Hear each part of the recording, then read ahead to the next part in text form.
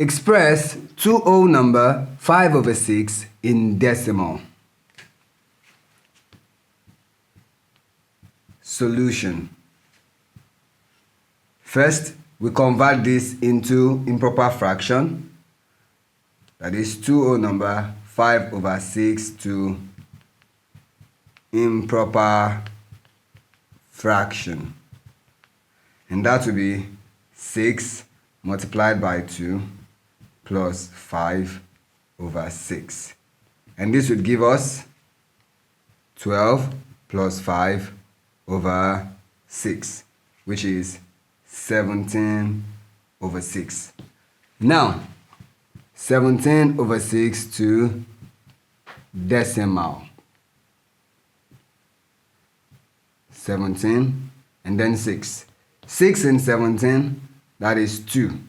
2 multiplied by 6 is 12, leaving us with, when we subtract this, we get 5.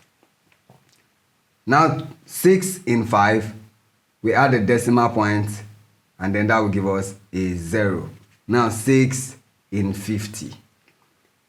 You agree with me that 6 times 6 gives you 36. Multiply that by 7 now. 6 times 7 will give us 42. And then times 8 will then be 48. Beyond that, we'll get numbers more than 50. So it will only go 8 times. Now 8 times 6 will give you 48. Now let's subtract this. We have 2. Now add another 0 to this. And then 6 in 20. That would be 3. And then 3 times 6 will give us 18. Subtract, we have 2. Another 0. 6 in 20, 3. 3 times 6, 18. Subtract, we have 2. And if you continue like this, we keep having this same thing. That is, we'll have recurring decimal after the 8.